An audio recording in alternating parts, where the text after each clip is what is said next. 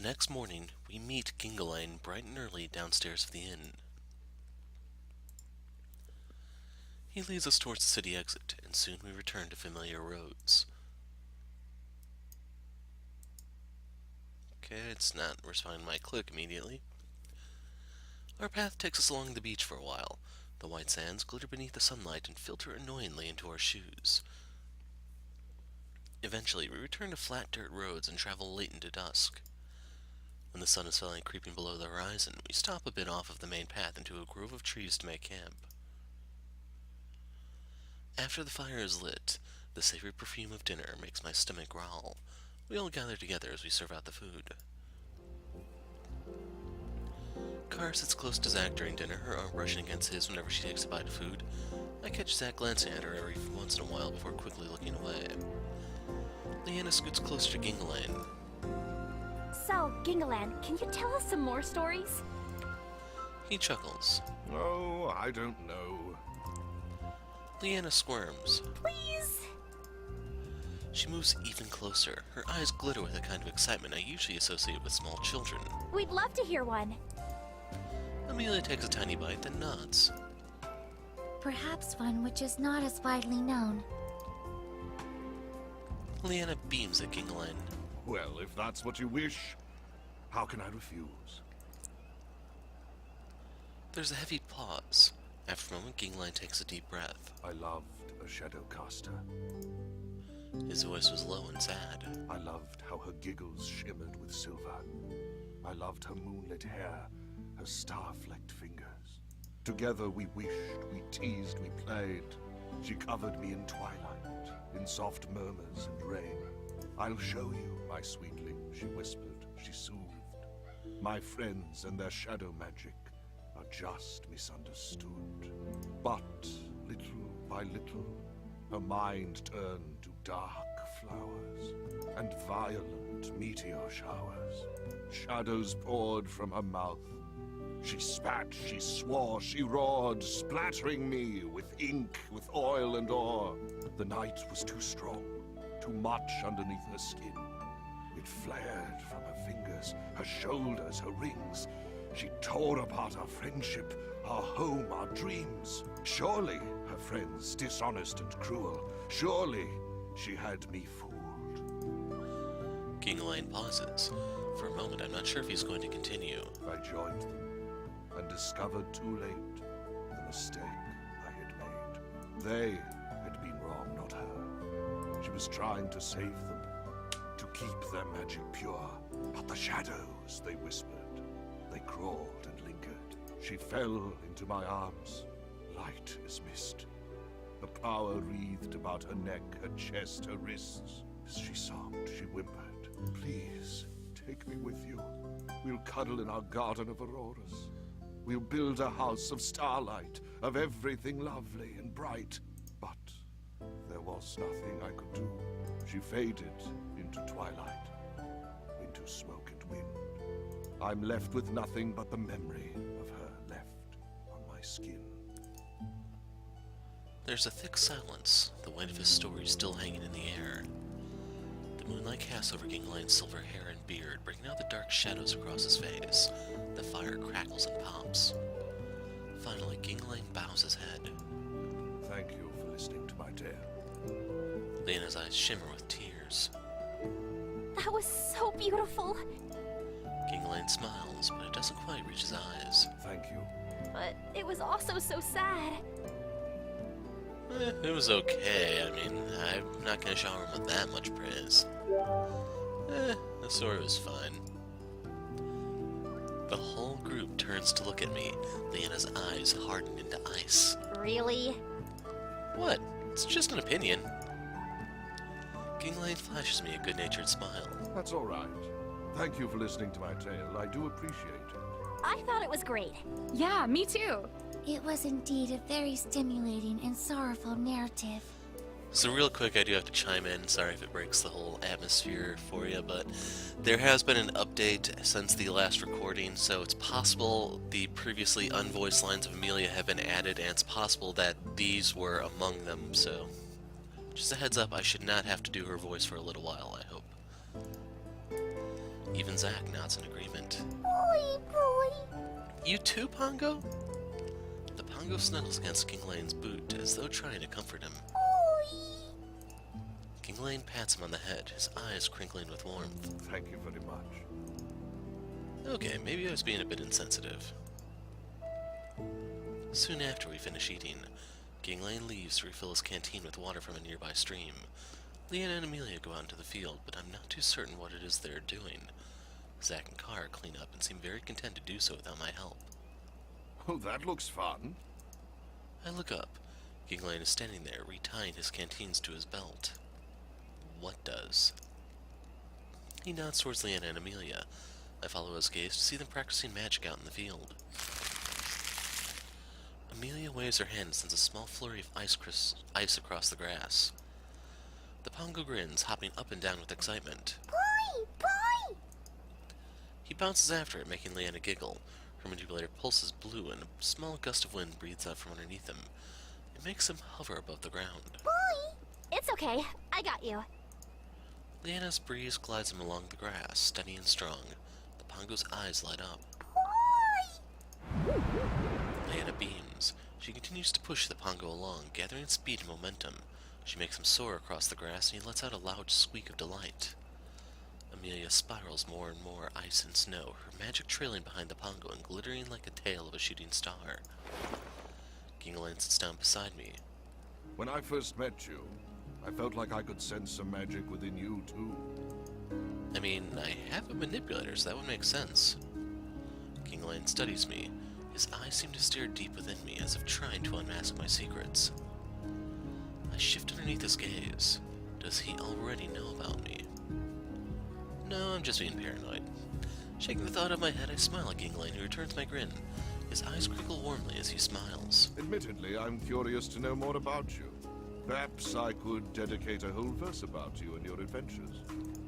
A verse? About me? He nods again, his smile bright and excited. Where is it you hail from? Isaria? Yes, but where in Asaria? Somewhere far away. Small place, you wouldn't know it. Try me. I am fairly well traveled. I rack my brain for the name of a city or a place. Any name. The barren lands of Winterfall. A magical school of Hagwarts. Or New York. So, out of all these, clearly the most nonsensical one is New York. It's called New York. Even though I'm actually in Chicago, for those that don't know. Damn it, that's not what I meant to say. Ginglane blinks in surprise. New York? Yep, like I said, small place, tiny town, smallest town ever. Not many people have heard of it. Ginglane nods, looking deep in thought. What is New York like? People shop and go to work. It's pretty boring and super normal. How odd. I haven't heard of it. He fixes me with that same stare, and once again I feel the anxiety rise within me. Does he know I'm lying? Ginglane's smile falters, but he doesn't press me. Did you leave to study at the Mage Academy? Nah, Leanna taught me. Kind of, not exactly. Leanna taught me everything I know. Oh, are you training to be a mage knight as well? Kind of. She's been training me in both casting technique and sword fighting. He nods. I see. And how long have you been training with her? A week? How long have I been on Terra? Feels like years, but could have been more than a few months. For a little bit, I guess. Well, you must have a very high aptitude for magic indeed. My heart stops. I haven't cast it in front of him before. How does he know? What makes you say that? Well, it takes a very skilled mage to be able to train into a mage knight. I laugh nervously. Right, of course. Hey, what are you guys up to? I look up to see Leanna standing behind me. She grins with her hands on her hips, bits of her hair sparkling from Amelia's ice magic. Just chatting. I shoot to a stand, probably a little too fast, but I'm eager to get out of this conversation as quickly as possible. Feeling a bit tired, so I think I'm going to turn in early. Ginglane inclines his head. Thanks for humoring this, old bard.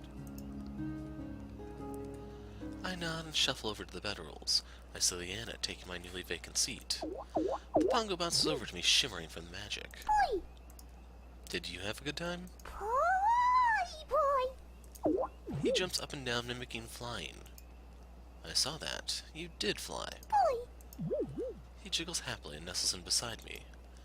It isn't too long before I hear the others start to wind down for the night. I guess I really was more tired than I thought, because I soon fell asleep to the warm glow of the fire.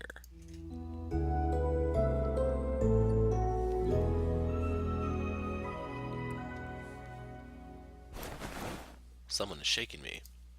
I groan and blink awake. Everything still looks fuzzy. It's still dark out. What time is it? A blurry shape hovers over my face. I'm shaken again, harder this time. What? I groan and blink again, squinting. Takes a few minutes for my eyes to adjust. Amy? Yes. Good evening. She doesn't move. Her face is blank but expectant. What's up? I wish to be with you, in private. I'm sleeping, go away. You are too young. What? Amelia blinks. Is this so surprising? I have been meaning to be alone with you for quite some time. My heart kicks up in my throat. Excuse me? In truth, I have been contemplating it since we departed the beach. More and more heat gathers into my cheeks. She goes to pull me up, but I instinctively shift away and pull the bedroll tighter around myself. Amelia, I am way too old for you. It's late, you should go back to bed. Amelia tilts her head. I mean, you're like a little sister to me, you know? I can't do this, you're way too young. A pause. Amelia's intense stare lingers. I do believe you have misunderstood my intentions. I wish to discuss information with you privately. That's worse. I stare at her for a few seconds, stringing and tying together all of her words. Realization rushes over me like cold water. You want to talk? Amelia nods. Yes. Oh. A blush burns in my face. An awkward silence settles in the space between us, but Amelia seems undeterred. Please, come this way. She turns on her heel with a twirl of her cloak and leads me off to the side, far away from the camp and the rest of the group. So what is it? I have been pondering the possibility for you casting without the use of a manipulator. Oh? I believe it may be because you've absorbed magic from the elementals directly. That reservoir of magic has been within you since the Fire Temple, and it merely has been a matter of unlocking your potential to cast from within to utilize the energy. The harrowing situation on the beach proved it to be possible for you to channel from within. After having ample time to think, I believe it will be simple for you to pull that energy again. If this is the case, then perhaps you are able to cast more than one element. My eyebrows knit together. More than one? She nods. Thus far, you have only manipulated wind energy. That would lead me to the conclusion that despite the energy you absorbed, you were only using wind energy. If my theory is correct, I believe you may have untapped magic gathered inside of you, those of the other elements. It is only a matter of bringing that magic to the surface. Have you attempted to use another element before? I shake my head. No, Leanna's just been teaching me wind magic. I see. Then allow me to show you how to use fire magic. What? Like right now? She nods and raises her hand. Flames blaze up and curl inside of her palm. Red and orange light flickers across her face. Whoa, that's awesome! Amelia doesn't smile, but I can see a spark of pride flicker behind her eyes. She closes her fists. The flames crackle between her fingers before flickering out with a puff of smoke. Now, it is your turn. Okay, how do I do it? It is quite simple. Imagine the fire surging throughout your body. Imagine it flowing up your arm into your palm. If done correctly, a small flame should appear. I nod and try to do as she says. I hold on my hand and close my eyes. My brows knit together in concentration. I picture flames coursing through my veins and out into my hand. A teasing warmth tingles down to the tips of my fingers, but nothing happens. I open my eyes, frowning. It isn't working. She crosses her arms. This is a simple cast. Do not give up so easily. Yeah, but maybe for me it's not so simple. It took me some time to learn wind magic. She blinks. Yes, but this is not wind magic. Perhaps we need a different approach. Here we go again. She pauses and taps her chin. You mentioned that absorbing each individual elemental energy gave you a different sensation. Perhaps we should focus on the emotional response you felt. The emotion? She nods. It's worth a try. Closing my eyes, I remember the fire elemental. I remember the courage and strength that rushed through me at her touch. The feeling gathers inside my chest, coiling like a hot band of scarlet. I reach out and latch onto it. A crackling, sparkling warmth bursts down my arm. I open my eyes. Red sparks fizz across my fingertips. A huge grin splits my face. Whoa. Amelia calmly nods. Try snapping your fingers. I do. A tiny flame hisses and crisps, expanding into a larger one. I'm so excited I almost start laughing. Sweet! She glances at the small flame and then nods. Yes, good. Now, let's try this. Wait, what? The tiny flame puffs out. There's more? Amelia blinks. Of course, you have only succeeded in creating a basic fire spell. As such, there's still more work to be done. She's a lot stricter than Leanna. I hadn't realized how encouraging it was to have a mentor who shared in the excitement of my accomplishments until now. If my hypothesis is correct, you should be able to combine your wind magic along with your fire magic. Casting at the same time? Correct. It is the same as any other cast. Focus on channeling your energy through your hand again. If it is easier, perhaps it would be best to summon the wind magic first and add the fire afterwards. Amy waits for me to try, but I shake my head. Isn't this what mage casters do? Yes, And doesn't it take years of schooling to become a mage caster student? Even more than it takes to become a full-fledged mage knight? that is also correct. What makes you think I'll be able to do it with no training and a rudimentary understanding of single-element casting? Your ability for learning is already expedited when you consider the length of time it took you to learn how to cast at all. Understanding those timelines, it does not seem unlikely that you would be able to quickly acclimate to double element casting. Okay, I'll give it a try then. Reluctantly, I extend my hand. Instantly, a cool wind pours from my palm. Amelia's pigtails flutter in the soft breeze. Good. Now add the fire magic. How? The same way you would normally cast fire. How am I supposed to feel that same strength with fire and the feeling of freedom and weightlessness with wind? Searching within, I try to balance these two feelings and combine them into one. A moment later, the familiar tingling sensation murmurs down my arm. Heat sparks across my fingertips. Fire, larger this time, bursts into turrets around my hand and wrist.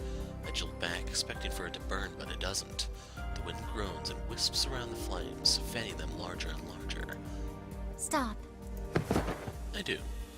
The wind and fire sputter out, and the rest of my strength slips away. My knees buckle and I gasp, falling backwards against a tree. I slump to the ground like a deflated balloon. Just as I expected. Amelia blinks when she notices me on the ground. Are you unwell? I lean my head against the tree. I'll be okay. That was just a lot of energy. I see. She pauses, deep in thought. Such a feat should have taken you significantly longer to learn. She lifts her gaze back up to my face. It might be easier for you to channel your energy because you have been absorbing magic directly from the elementals. Your progress seems to be accelerated because you are using energy stored directly from within you, instead of a secondary source, such as a manipulator. I nod, trying to take all this information in at once, but my body feels so drained. Suddenly an effort to keep my eyes open or my limbs up. Amelia glances at me again. That is enough practice for tonight. Perhaps it would behoove you to get some rest. I let out a yawn. I am pretty tired, and it is still the middle of the night. Her brows knit together in thought. Although, if merely casting two simple spells in conjunction exhausts you to this degree, I do fear how including more elements will affect you. This isn't conjunction.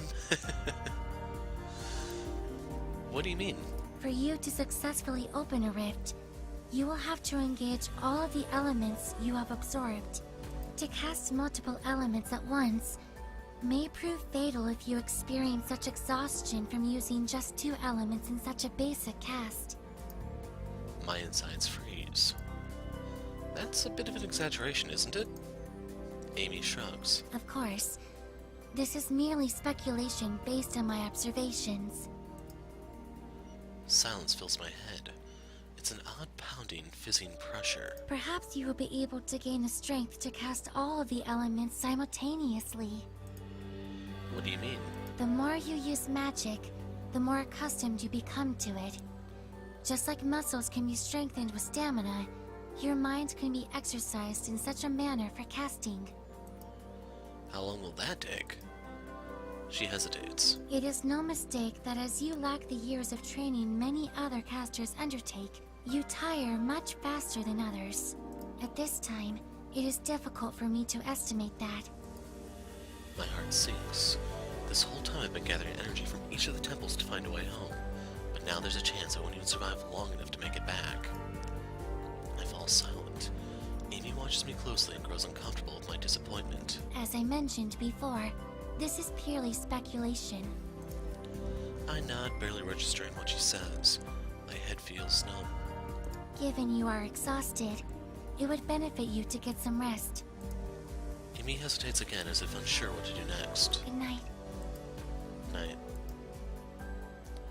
She turns on her heel and walks back to camp, leaving me alone with my thoughts. I may actually never return home. My friends and family, I may never see them again. My brain vaguely reminds me that I should go to sleep, but my feet are rooted to the ground. There was always the possibility that I may not be able to open a rift and go home, but the hope was always there.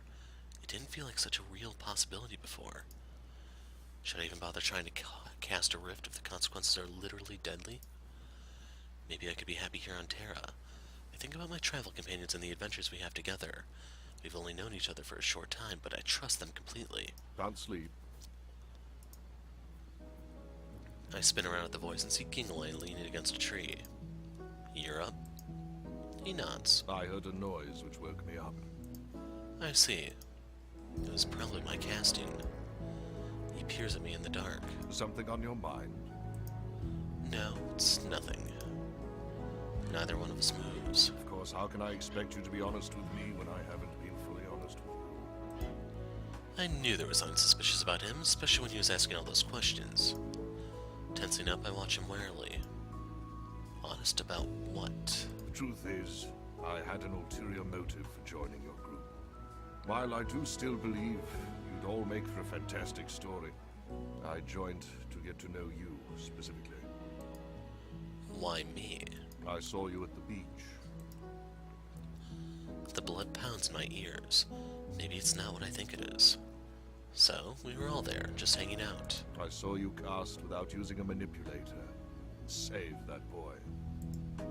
My heart hammers in my chest and I ball my fists. He saw me and he sought me out. You must have been mistaken. That's impossible. Gingleland holds out his hands as a gesture of peace. Please don't take that the wrong way. What you did was absolutely amazing, and I just wanted to learn more about you, to understand how you did that. I apologize if I came off too strong earlier. Are you going to tell anyone? No. I understand what it's like to be different from the norm, and how it can be both something special and a burden. Slowly, I relax my fists. I don't blame you for hiding who you truly are. Sometimes that's the safest thing you can do for yourself and others. Sounds like he's talking from experience. I think back to the story he told earlier in the evening. Maybe there's a lot more truth to it than he let on. Thank you. He cracks a smile. So, will you tell me where you're actually from now? I freeze and he laughs at my bewildered look. I'm just joking with you. If you ever do want to talk, maybe I can lend a little bit of insight. You don't get to my age without learning a thing or two. Yeah, I'll keep that in mind, thanks. He nods, then stretches. There's something about Gingleline. Maybe it's because he's new to the party and doesn't really know me yet. Or maybe it's because I just really need someone to talk to. But something makes me want to share. The words tumble out of my mouth.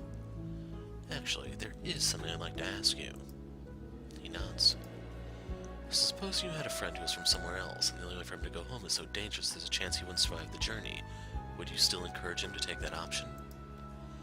Kingline rubs his beard thoughtfully. I would ask this friend what he means by home. I blink. His friends, his family, his entire life. Do you think those people would want him to make a life or death decision just to return to them? Or would they feel better knowing he chose the path that would guarantee him a life he could live as he wished?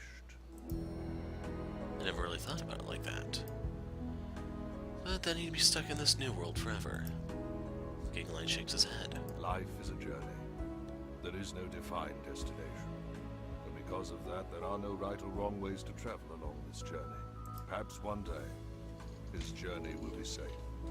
Or he may not want to go back. Perhaps another day, the choice will be made for him. Or he can choose between both. I feel myself relax as he speaks. He's right. I shouldn't give up hope just yet because a challenge has been thrown my way.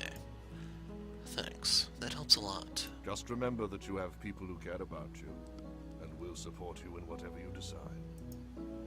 No, it's not me, it's a... Hypothetical friend, yes. He winks at me, then stretches again. Well, I think it's about time I try to get back to sleep. Same here. Feels to me like Kingline has experienced a lot more than the typical bard. Maybe he's also had to deal with some tough decisions in his life. Either way, he's pretty alright in my book. We head back to the rest of our party in silence. Only the gentle breathing of my friends can be heard over our footsteps. As I curl back into my bedroll, I quickly drift off into a deep sleep.